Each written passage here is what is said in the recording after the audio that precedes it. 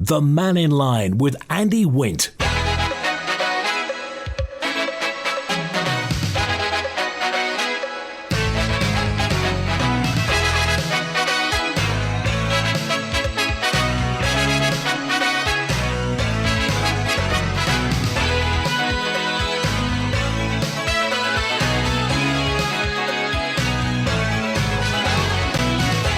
Faster Mai, good afternoon. Welcome to Mannin Line today. Big news is that the COVID review has been published, reimbursing Comis residents and reviewing emergency powers amongst the KC's recommendation. A review into government's handling of the COVID pandemic has made a total of 31 recommendations. The review has cost you and me and everybody else on the Isle of Man about £1.5 million. Hello, this is Doug Farragher. In conjunction with Manx Radio, I'd like to invite you to join us and learn something about our native Gaelic tongue, the language of man. Thank you, Doug. Yes, it's 8 minutes past 12, so you can guarantee that all this morning we've been reading this report. There's 3,000 odd pages of it to read, but some big recommendations, including a revised infectious disease pandemic plan should be drawn up and exercised, including at a political level. Lots and lots of stuff has been talked about in this 3,000. If you want to read it, by the way, you can go to maxradio.com. It's on the news story. Just click through 3,600 pages. I'd put the kettle on if I were you. Kate Brunner KC's findings have been published for the first time today. A little more about it. What's been happening, do you think? I'm pleased to say that the Isle of Man Independent COVID Review is now completed, and the report is available on the website covidreview.im. I've produced my report with the assistance of my team, entirely independently of government. And what that means is that government has had no control over the content of my report, and that I haven't shared the findings in my report with government before publication. The report provides a full analysis of government's response to the pandemic in many different areas, including education, vaccination, and care homes. It is a review and not a public inquiry. And that means that my focus has been to look in some detail at systems, at processes, at command structures, and the like. My focus has not been to seek to apportion blame or indeed to apportion praise. In that way, I have looked at each of the topics which Tynwald set out in the terms of reference and more. And I have been able to make recommendations to assist this government and any future government which is faced with a prolonged emergency such as a pandemic. The review has gathered a great deal of evidence. We have gathered thousands of documents, including minutes, emails, protocols, and the like. We have received detailed information from both former and current politicians, ministers, civil servants, and advisors. The review has had full cooperation from government, which I am very grateful for. Of course, to analyse the effect of a pandemic, the review has also needed to speak to many members of the public. And so we have gathered evidence from businesses, from individuals, from charities, and from other organisations. I appreciate how difficult it was for some people to speak to the review and to relive their experiences of what was a terrible time in which people lost their lives. My thanks to all of those members of the public who shared their recollections and experiences with the review, especially those who had been bereaved or harmed. It was abundantly clear to the review that there was a remarkable community spirit across the Isle of Man during the pandemic, and that many of you made great personal sacrifices. I do urge you to read the report. A concise version of the report has also been made available, and that summarises my findings and my recommendations. I would suggest that you start by looking at the introduction and the navigation section. That will tell you the structure of the report, And that will help you to look at the bits of the report which most interest you. There she is, Kate Brunner, KC, introducing the report. As I say, you can go to manxradio.com, 3,600 pages, as well as the kettle on. I suggest making some sandwiches. There's also a video published on the COVID Review website, and again, all the people who gave evidence. In fact, if you gave evidence, I'd be interested to know what you thought of the structure of it and the conduct of the report. As Kate Brunner says, government didn't see this, so there's been, nobody's been looking at it before. Nobody knows what happened until it was released. No praise and no blame, she says. She looked at border restrictions, Abbotswood, what happened at Abbotswood, and also at education. So if it's something you'd like to look at or something you'd like to chat about, then by all means, there are 31-odd recommendations, and I'll allude briefly to some of them. We're open line today, so if you want to talk about it, by all means, get in touch today. Tomorrow we'll have less time to talk about COVID because we're talking about the Manx Wildlife Trust. We'll have a break from that, but back online with another open line on Wednesday. So tomorrow it's the Wildlife Trust, but for today, looking at some of those things that Kate Brunner has recommended. The Mountain Road, by the way, is open. The Mountain Road's fully reopened following that landslip last month. A section between Ramsey and the Bungalow was closed after heavy rain led to slippage on the 27th of December. DOI's been working to stabilise the area, which was at risk of further landslips as well. It reopened yesterday, but quickly closed due to sheet ice on the road surface. So it's just that time of year. So by all means, get in touch. Got a message in, by the way, from Muriel, who said, we've been talking about the fact that the steam packet, and by the way, everything's back to normal on the steam packet. Sailings are as you were this morning. Manxman went at 7:52 and will be coming back at 2:15 from Heysham this afternoon, and again an evening sailing. So we are back to 2 sailings a day while they go to arbitration. Muriel said, talking of the fact that the steam packet company isn't freedom of information worthy, i.e. you can't do it.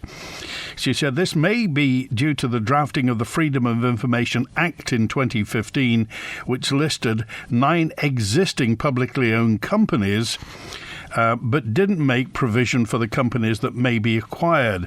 There were publicly owned companies, i.e. companies that the Manx government has a share in, i.e.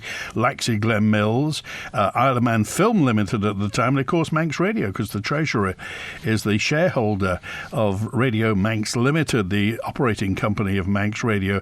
But apparently the Freedom of Information Act doesn't make provision for companies that may be acquired in the future, i.e. the Steam Packet Company and the Manx Development Corporation, whereas everything else is FOIable. The Steam Packet Company and the Manx Development Corporation aren't FOIable. So it may be, says Muriel, that's not a deliberate thing. It's just because of the drafting of the Freedom of Information Act, which I would assume that could be varied, Muriel. But thanks for getting in touch today.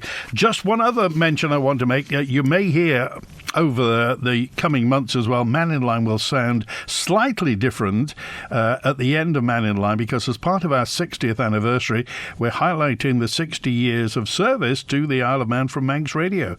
So we'll be placing archive broadcasts throughout the year, including on Mannin Line. You'll hear an archive piece on Mannin Line a couple of times a week, and you'll hear one today. It's about a snow day in 1965. And I think we're also going to be rebroadcasting Kelly's Eye with Peter Kelly, if you remember Kelly's Eye and his inimitable look at architecture on the Isle of Man. If you remember Kelly's Eye, well, you'll get a chance to revisit it. And more comments came in.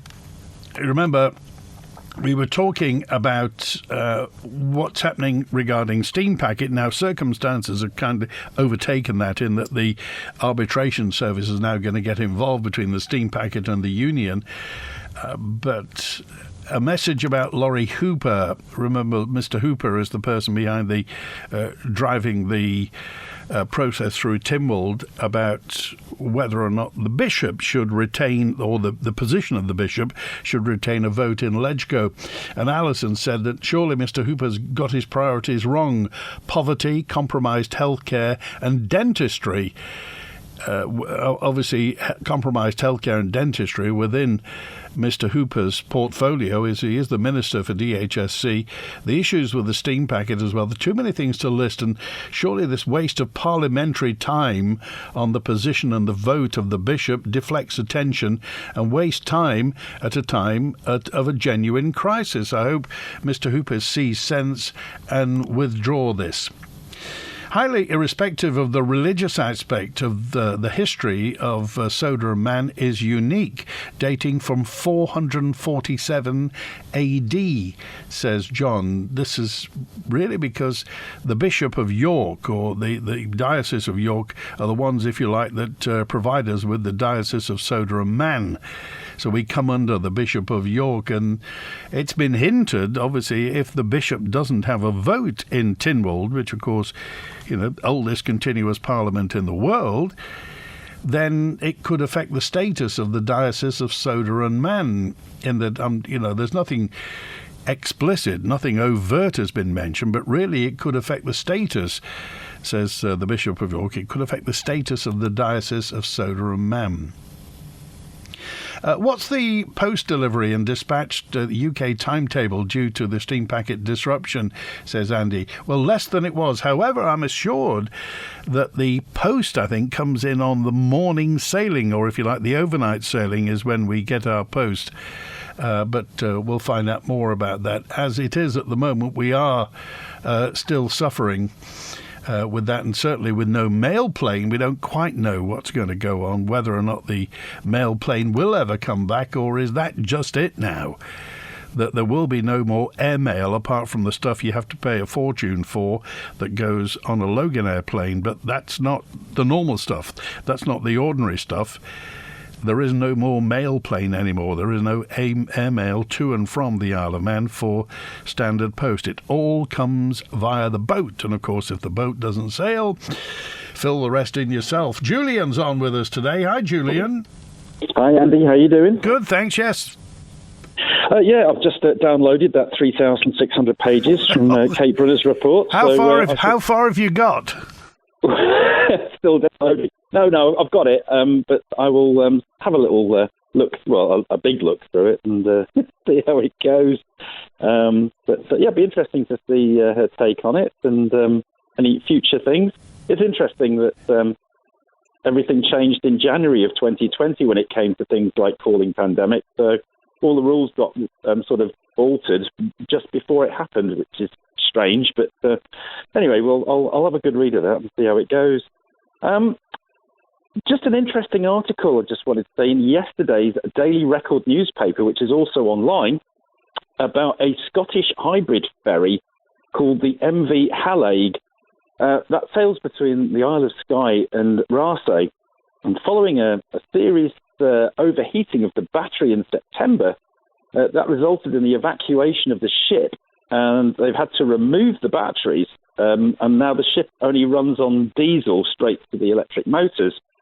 A replacement of the batteries and the management software system is too expensive at the moment and won't happen until 2025. And the manufacturers admitted that the maximum battery life expectation is only about, 10 years. And for reference, I think the Ben McCree first was engaged on the island in 1998. So that's a few battery cycles, isn't it? And it still seems to be going strong. Interesting in the story, though, the director of the Maritime Transport Research Group called Alfred Baird, he's also a professor at Napier University, was originally consulted on the planning of procuring the MV Halaig diesel hybrid. And he advised against it, saying the technology wasn't ready. And he estimates that the long-term running cost of a diesel hybrid ship is over 2.5 times more than that of a standard diesel ship, especially when you take into account the millions that have to be spent on the battery replacement every 8 to 10 years. And when Alfred Baird's research paper was submitted to Transport Scotland, government officials ignored his advice, but they also complained to his university hierarchy, seeking to prevent publication of the report, which seems an interesting move, really. And this guy was highly credentialed. Sorry, go on, Julian. So I just think it's interesting that one of the foremost researchers for looking into hybrid ships, not only was his report ignored, but they also tried to censor it. And now they're sort of living with the problem. Ferguson Marine, who built the MV Hallaig, they've also got a few other problems. There's 2 new ferries that were originally due to be delivered in 2018. And the original cost estimate was 97 million. They're still not delivered, and they're estimating that the costs are, at the moment, are 4 times over at 360 million. So it seems that ferry problems are not just here. But also, I mean, talking of batteries in general, I do wish, and I've tried to find out more about this, short of people saying we can recycle batteries for things like EVs, I can't really find out what they do, the kind of the viability of EV battery repair, other than kind of just mulching it up and sending it back to China. Nobody seems to know what you do, because that's part of the problem, I think, and that's the reason that EV insurance is going up. It's because nobody quite knows what you do when the batteries fail, and until they get the renewal of batteries and the replacement of batteries to be just commonplace, that's going to put a lot of people off. In fact, it has. I mean, the SMMT reported last week in England that for the first time, the growth in EV sales has stopped in the UK, whereas people are buying new cars like nobody's business in the UK. It's shot up. But the proportion of EVs has stayed the same now, so it isn't growing as they wanted it to grow. No, I mean, it was interesting that the increase in the insurance policy quotes happened right after the Luton Airport fire, and even though it was touted that a diesel SUV had caused it, and I think from looking at the videos, it goes up literally like an incendiary bomb. So as you know, diesel it's not that easy to ignite. That was when the insurance claims went up. Now, as far as the recycling of the batteries, normally speaking, it's about 10 to 20% more expensive to replace an EV battery than it is, in terms of the recoverable second-hand value of the vehicle. There are a handful around the world of companies that go into the battery pack and they replace the little cells. The same sort of cell as you find in a vape. So it's like a little lithium-ion AA, but they've got thousands of them. And they analyse them. And I think the cost with that is somewhere between 5,000 and 8,000, but they only guarantee it for a year. So, in other words, I think you pay £5,000 or £8,000 with the mind you're going to get rid of the car. It's functional again, but not for any length of time, because of course all the other batteries chemically are the same age and wearing. It's a bit like you normally replace 2 headlights rather than 1 because they've been used the same length of time. But one of the problems is, the ferry in question in Scotland was quite a small one, only 150 passengers, and the replacement for that battery is over 1.5 million. So when you've got the Manxman's 4-ton battery pack, I mean, I shudder to think in about 8 or 9 years' time, what is that going to cost to replace? And they say, as time moves on, not only do you have to replace the battery, but because the software technology's moved on, you've got to replace the management software as well, and the sensors and everything else. So it's not just whizzing the batteries out and putting a new set in. You've got to change all the management software as well. But it also seems we're making ourselves a hostage to fortune. But you would have think, I mean, certainly, well, it could be possible on the Isle of Man, but I don't think we've got the scale. But in the UK, a kind of national EV battery repair project, or a factory, or some bright spark coming up with an idea to do that. Because at the moment, I mean, most EV batteries are modular, so you can diagnose if there's a duff cell well or sell and take those modules out and repair them. But, at the moment they seem to be shipping everything off to China, so they seem to be exporting all the jobs and the money to there rather than, if they're serious about it, having an industry in Britain perhaps. Yeah, I mean, the other thing is, of course, I think somebody's mentioned on the radio before that even just disposing of a car that, say you go over a curb and damage it, you damage the underside where the battery tray is, nobody wants to touch it. And I think somebody got a quote, £6,000 to take the car and dispose of it somewhere. I don't know if it's still on, whether it's on the island or not, but that's part of the problem, because when these things go up, all you've got to do is look at EV Fire on YouTube, and you can see there's quite a few videos now of just how volatile that goes very quickly. So, and the insurance industry, by their very nature, are risk averse, and they'll err on the side of caution, i.e. making sure they don't get stuck with any claims that they can't meet. So surely there are, the governments, if you like, UK government in this case, but also the car makers and the insurers need to get their heads together to find out what's going to happen in the future, because if they're intent, and on the Isle of Man as well, we have the added complication of not having the facilities on the Isle of Man to do it, so everything's going to have to be traipsing across the Irish Sea. If they're serious about this, then there needs to be some sort of strategy as who's going to do it and who is going to pay for it all. Yeah, and there's some upfront costs as well. For example, if an insurance company's got 20 cars that have been smashed, they're put next to each other in a car park, but the latest safety directive is I think they have to be something like 30 or 40 feet away from each other in case, a fire resurrects itself. So the rental or the amount of land that they have to purchase, I mean, imagine you have 20 cars, but all of a sudden, instead of bang next to each other, they've got to be 30 or 40 feet in a circle away from everything else. The land increases exponentially. So there's another cost on the insurance companies for the evening. Okay. All right, Julian, we appreciate that. Thanks for calling today. Thanks, Andy. Cheers. Now, 28 minutes past 12. Here's a note in from WhatsApper 152.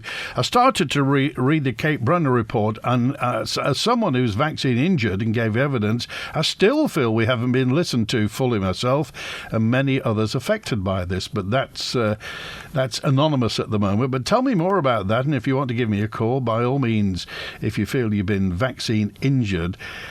Remember what Cape Brunner said. These are recommendations.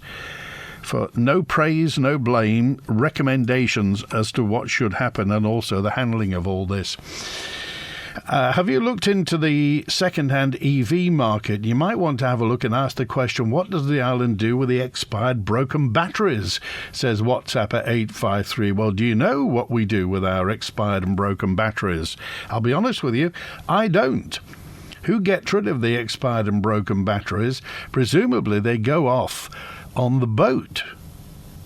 Now, whether they're classed as hazardous cargo and go on the hazardous cargo sailing, I don't know. But again, this is really regarding EV batteries. The more information we have, the better. I'm for everybody as being as educated as possible as to what we do with EVs. But the insurance of EVs has absolutely shot up, because the insurance companies presumably know something that you and I don't know.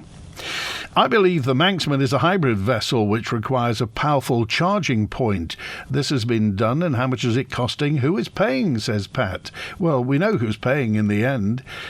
Estimates suggest there are only enough precious metals to replace 25% world vehicles with EVs. Also, air source heat pump refrigerants aren't green, says G. So I think this is all rubbish. What's all rubbish, G?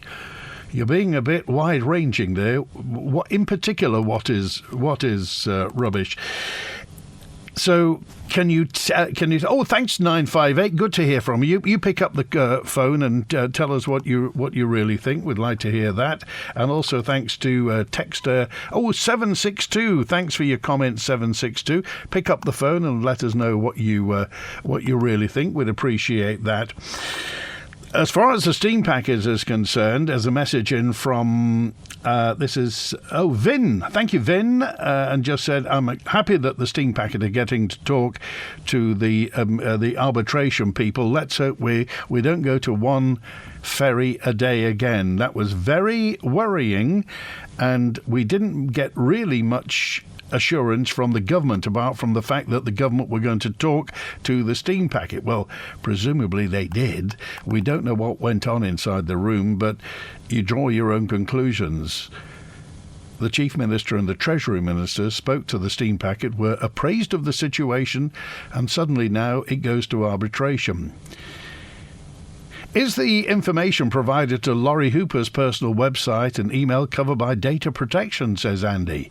Well, if it's a public website, then that's public knowledge, says Andy. Which information are you talking about? If we're having a public consultation on the bishop, why is it on a private individual's website with no apparent checks on who is voting? Says Texter 738. This is the public consultation that Liberal Vannin are doing, because obviously Mr. Hooper is the leader of the Liberal Vannin Party. And they want a public consultation, what you think about whether or not the bishop should have a vote. Now, they're not saying that the bishop should not be in LegCo. What they're saying is the bishop should assume the same rights as the Attorney General, be able to enter into debate and make contributions, but the AG can't vote, and Liberal Vannin don't want the bishop to have a vote as well. Eddie's on now. Hi, Eddie. Hiya, you all right? Good, thanks, yes. Yeah, Happy New Year to you. Belatedly, yes. Yeah, I never got a chance last week. I was a bit busy. First of all, I'd like to agree. I appreciate what Julian's just put on about electric being involved with boats and so forth. I think it was late last year, I pointed out about the steam packet if there was a fire on board. Well, we've not really heard. I mean, they say they've got provision, and they always say that safety is their first concern. But there's no real, fact to it all as to what would happen if there were to be an EV fire, heaven forbid, on board Manxman or Mannin for that matter. Yeah, perhaps they can get to us and give us some idea of what sort of provisions they've got, because I remember the fire at Luton, it was disastrous. Just a couple of things I want to get back to, if I may, on the green agenda of turbines. Just recently, a project of 47 turbines in Dumfries and Galloway and the Scottish borders has been turned down. Just a couple of simple reasons. It's just not the correct environment, and that sort of thing. Very similar to that in Toulouse in France. So there's an update of it. It seems to be snowballing this, that people are against the things, and if they put up a fight, they win, because they are no good. Another point I want to mention is in the news recently, all the floods in the UK. They all admit it's the same thing, which is not global warming at all, that just the infrastructure cannot take it. And what has happened, being in the building all my life, I've seen this, brand new sites go ahead, and nearly all the drainage on these brand new sites that go on green fields are kicking off with 4-inch drains to 6-inch drains and so on. When we get excessive water, they've already taken away all the usual sponges and so forth, and it's a torrent all at once, and the infrastructure can't take it. And I think I pointed out last year that this is exactly what we think is going to happen. Well, we here think it'll definitely happen, is if they take away the infrastructure here, the heathland, quote heathland, and replace it with 2,500 tons of concrete, minimum, then we're going to get floods here. Well, that's that is without a doubt. We've already seen what just extending the quarry did, and I'm going to try and dig out some video for you to send to you, just to show you how the Ronagh Road can flood and turn into a river overnight without 2,500 tonnes of concrete up there. So those are a couple of things for everybody to think about. But just a tiny little thing. I've been watching a programme on television, Mr. Bates versus the Post Office. Oh, yeah. Well, everybody's been watching that, Eddie. It was brilliant, yeah. But the thing I've come to a conclusion about is that the Post Office is really the government. And when the government ever make a mistake, they are very, very hard to get to admit it. But it's actually in government today. Sunak has said it. That, everything about it was totally wrong, and it looks as though they've already paid out £58 million towards the case, and it looks like they may, after today, pay out millions and millions more in compensation because they've totally admitted it was wrong. Well, I'm sort of drawing a sort of similarity. If our government go ahead with these turbines, and then the fight that we plan to get rid of them, just say, for instance, it happens, then it's going to cost an absolute fortune to get rid of them. And if they cause floods and illness to people, it's a very similar circumstance to the Post Office, what they have done. Do you not see a sort of similarity? The only thing I can tell you is on the Isle of Man there is no win, no fee facility for lawyers. So if you're taking anybody to court, Eddie, you got to pay for it. Whereas in the UK, there is a no win, no fee stipulation there. Well, can I cast your mind back to something that happened years and years ago on the Isle of Man, and it didn't even take a no win, no fee or solicitors. It was when they got the birch band. The courts over here didn't recognise it from an ordinary person taking it to court and conducting the case themselves. I think her name was Angela or something. But anyway, because they ignored it totally here, it was then taken to the European Court of Human Rights, who took over. And of course, the European Court of Human Rights have unlimited cash and unlimited power as well. And I think that's what may happen here if they're not careful. Don't you think? Well, I'll be honest with you. It's forcing you into a corner, isn't it? Well, the European Court of Human Rights, I don't think has jurisdiction here. Now there's no EU, but I mean the fact is, it certainly does. I think at the time the case with the birch was like also the case of legalizing the legality of homosexual acts between men. The Isle of Man kind of knew that the time was up for that, and they had to, if you like, join the queue. And certainly the then Chief Minister Miles Walker took a lot of stick for it, but knew that was what had to happen where that's concerned. Well, we have to follow everything that goes on. There are so many things that we could get boycotted if we don't follow the rules of Europe. Even though we're not in Europe anymore, nearly everything that happens in Europe and the world ends up here. We actually signed up to a net zero. Right, that's worldwide, that net zero. It's not just the Isle of Man, is it? So we'll have to follow the rules of that. Well, we're an international island, Eddie. Yeah, but whether we're in Europe or not, we will still have to follow what the whole of all these countries and international opinions are. Well, we have to be signed up. We're signed up to it at the moment. Whether or not it happens is another matter.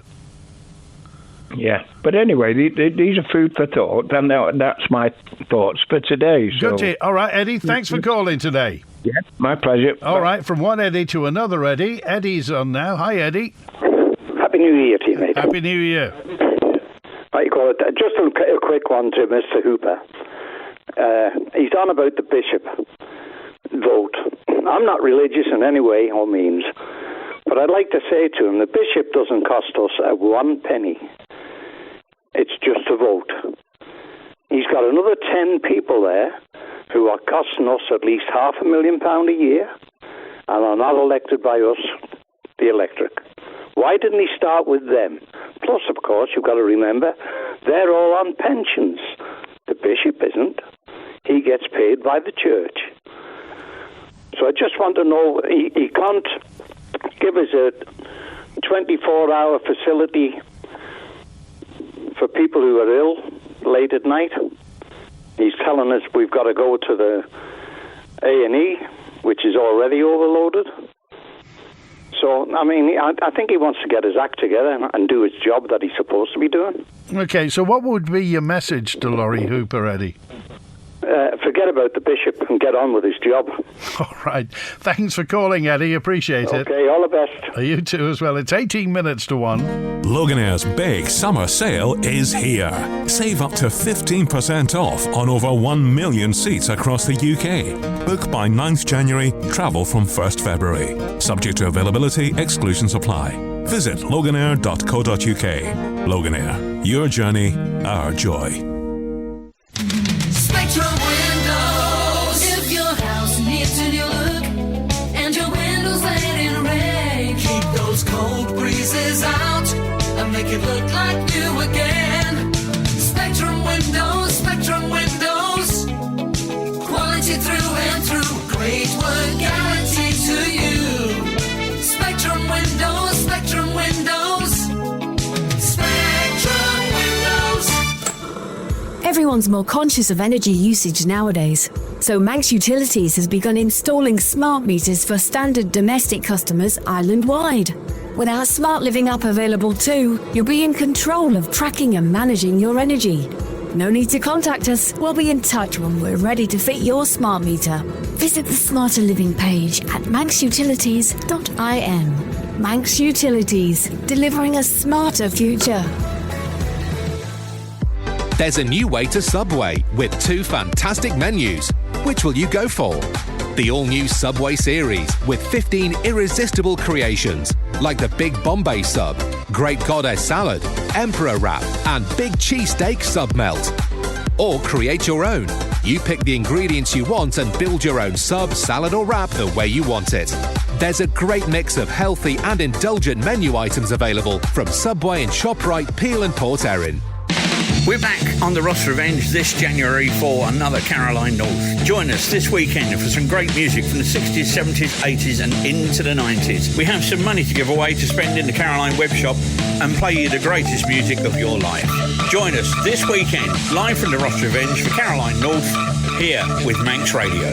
Radio Caroline North, back on 648 and 1368 AM.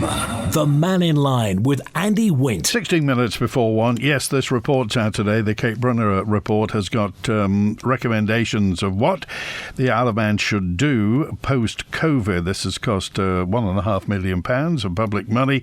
Well, the big recommendation is that the emergency plan should be given careful and formal consideration at the start of any emergency, and deviation from the plan should be explicitly minuted and agreed. In a prolonged emergency, COMIN should have oversight and ownership of the emergency command and the advisory structures. Another recommendation is that government should create a pandemic ways of working plan as part of its emergency planning. Also, that government should seek to retain a number of effective pandemic working practices. You can work your way through this. This will be your bedtime reading for the next month or so. 3,600 pages of that to read through, but also the comprehensive review of the island's emergency power legislation as recommended by COMIN in 2011 should be urgently undertaken and followed through. Also, contingency planning in DHSC and Manxcare should strive for an equal focus on social and community-based services and ensure that policy and guidance is relevant to community settings. There's a lot to get through. One that caught my eye, recommendation 22 is there shall be urgent action to ensure that the oxygen supply at Nobles Hospital is secure. and that there's a realistic contingency plan to expand oxygen capacity in an emergency. The government needs to ascertain with certainty whether the existing VIE oxygen plant can continue to be used or whether the plant built during the pandemic can be used. There needs to be a clear plan developed by DHSC, Manxcare and the DOI for how increased oxygen needs would be met in another pandemic. 3,600 pages. If you get to the end of it before I do, then call and tell me what you think. And Dee's on now. Hi, Dee. Oh, hello. Thank you for letting me speak to you. I just wanted to say that I agree with absolutely everything that Eddie says regarding Lawrie Hooper and his fixation on the bishop. Just please, can we get back to governing the island properly? I just mean that for, not Lawrie Hooper, the whole government. The bishop really is such a minor part, and he can be the voice of reason on occasion. So that's all I wanted to say. Thank you. Just one thing before you go, Dee. I mean, Lawrie Hooper has got people. I mean, there were several people who voted for him. About 10 MHKs voted. So it's not just Lawrie Hooper. There are other MHKs. He may be just the outlet for them. So, I mean, what would you say to the other politicians who are getting involved in this? I mean, they'll just say, look, this is just one decision that has to be taken, and they're paid to make decisions. This just happens to be one. Well, I don't know, did I see this in any manifesto that any MHK who wanted to be elected at the last election actually mentioned this? I never saw it. I never saw it, Dee. No, I didn't. And I think, as Eddie said, there are so many much more important things to deal with that it really is a waste of time. But, I mean, that's my opinion, and these 10 MHKs have agreed with him. But also that leaves ones that didn't agree with him. So they already had discussions a few months ago, didn't they, about the same thing? And it was, I think the decision was keep the bishop. And then Lawrie Hooper brought it up again, obviously because he didn't like that decision. It just seems rather trivial when we have so many other problems on the island. So basically, that's what I'd say to those 10 MHKs as well. Appreciate that, Dee. Thanks for calling. Okay, thank you. Bye-bye. It's 11 minutes to 1. A message also just regarding... I love the Isle of Man. Rich just texted in to say he loves the Isle of Man. Texted 431. Well, so do I.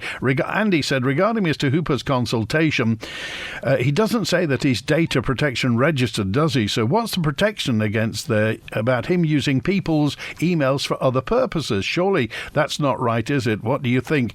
If you go to Lawrie Hooper's website, which is lhooper.iom.com, then his consultation is on there. lhooper.iom.com. Lawrie Hooper, MHK, one of the Ramsay members and leader of the Liberal Vannin Party, and of course Minister for Health and Social Care on the Isle of Man. There is a consultation if you want to get involved, and obviously if you want to contact Mr. Hooper, there's a contact button on there for that. How many Western investors put money into Chinese companies? This is a big con, says Des. So the rich get richer. Batteries aren't eco-friendly. I think it's more the other way around, of Chinese investing in everybody else rather than Western people investing in China. But I get your point, Des. Plum Master, where plumbers shop. For supplies, we've got the lot. Ramsay Douglas, come on down. Plum Master, the best around. Gas boilers, pipes and taps, bathroom fittings, stylish rads. Plum Master have all in store and deliver to your door. For trade and DIY plumbing supplies, visit Plum Master at Haldane Fisher in Douglas and Ramsay. Plum Master, your local, reliable, competitive plumbing supplier. Thinking about studying a degree level or postgraduate qualification, but want to stay on the island? University College Isle of Man offer a wide range of higher education level courses, including work-based degrees for hands-on experience within industry. And with 91% of students gaining relevant employment on or before graduation, UCM is an ideal choice for students who are looking to set themselves up for a successful future. Visit ucm.ac.im to explore a range of courses. Hello, I'd like to rent a car for 3 days. Just something reasonable. No problem at all. We've just got a few rules to make you aware of. You can't go off island, you can't smile in the car, you can't take any friends, it's £10,000 a day, and you'll need £1 million deposit up front. Any questions? Renting a car doesn't need to be so difficult or expensive. With prices from just £50 per day, speak to Rex Rental Company or book online at rexrental.im. Rex Rentals. I'm so glad to hear that. The Mannin Line with Andy Wint. And Juan as well. Hi, Juan. Hey, Andy. How are you doing today? Very well. It's a lovely day. It was a bit nippy, but it's a lovely day. Yeah, I believe there's a big cold front coming through, isn't there? A lot of snow coming through England this next week. So get your skis out. If you're going down Douglas Head there and a bit of tobogganing. Just quickly, I know we haven't got a lot of time, so it's not going to do this justice, but triggering a conversation about that nice little report that Kate has given. And my attention was drawn to a couple of things. First of all, that there was a higher amount of vaccine-injured reports in the Isle of Man than the UK. And again, I'll go into this a little bit more, but just to trigger the conversation maybe for the week, if people want to have a look between pages 1375 and 1378, which is, I say, I'm working off a phone, so I've had to quickly scroll through this morning a little tiny bit. And it seemed to be a conversation there that she's going on about government should have tighter regulations on vaccinated people and advertisement more on people who are sceptical of what they were taking. And it would kind of summarising it in my own head very quickly. It seems to go along quite neatly with what we've been talking about for many months on here, and that's the pandemic treaty that's getting put through by the unelected body of the World Health Organization. And again, coercement comes to mind with what is being written in this report as to getting people to join into this here World Health Organization World Treaty, pandemic treaty, which will hand over all our independence to these people. But like I say, I'll like Julian, I'll study this a bit more and come back onto it. But just to trigger it off a little bit, 1375 to 1378, have a look at that among all the other stuff, and maybe we'll talk about it in the week, Andy. Okay, thanks, Juan. Good to hear from you. Andy. So if you want to take a look at the report, 3,600 pages of it all, if you could give me an executive summary by 5 o'clock tonight, I'd be... Oh, crikey. Interestingly, one of the interesting things that's pointed out is the government's hiring of the social media company Jeff the Mongoose in the middle of all this, and where they sat in the dissemination of information, also the skills held by the government's communications department in social media. Very interesting reading. Anyway, I'll get back to reading it. And on tomorrow with Lee Morris and Lucy Chapman from the Manx Wildlife Trust. More to talk about with them, including what he thinks of the wallabies. Thanks to Chris Quirk on the phones today. WINT. 60 years serving you as the nation's station. This is Manx Radio. For 60 years, Manx Radio has been broadcasting to this island, but right from the start, its usefulness in times of emergency became apparent. Less than a year after it came into being in 1965, heavy snowfall, underlined the station's role in passing on news and information. Right now you're listening to the Paul Squire Show coming your way from Manx Radio, your station for brighter broadcasting. Don't forget, anyone with information on radio conditions, please phone Douglas 2927. Or if you're in trouble, stuck somewhere, let us know and we'll see what we can do for you. All right, 2927 is the phone number. You're in tune with your happy listening station, Manx Radio, broadcasting from Douglas, Isle of Man. And we've just had a telephone call from a Mrs. Bucknell to say that Mr. Parker and his friend is supposed to be among 6 transport men and some railway men who are walking from Ramsey to Laxey. And Mrs. Bucknell has taken the car out and she's going to take it as far as she can to pick them up. So there you are. It pays to advertise on Manx Radio. The Andreas Road is still under heavy drifts and men are still working on it. The badminton game between Albion versus Crosby, which was to be held at Crosby tonight, has now been cancelled. All the main roads on the island are very bad. The Douglas to Peel Road is open, however the going will be extremely hard and motorists are advised to wait until tomorrow if possible before using this road. The coastal road in the Outland area is very badly blocked and this area is north of Santon. Richmond Hill is clear but it's very slippery and again you are advised to keep off if possible. There is no chance of getting to Castletown from Douglas, although the road from Ballasalla to Castletown is now clear. From Ballasalla south to Culby is impassable unless you go via Castletown and the Shore Road. From Ballacrane to Kirkmichael is completely blocked by snowdrifts. We'll be back with you again tomorrow morning, bright and early, 8 o'clock. Manx Radio, tomorrow morning at 8 o'clock, going right through the day until 8 tomorrow evening. And that song goes in the background. This is Paul Squire saying to you, ciao, ciao for now, until tomorrow. See you round before you turn square.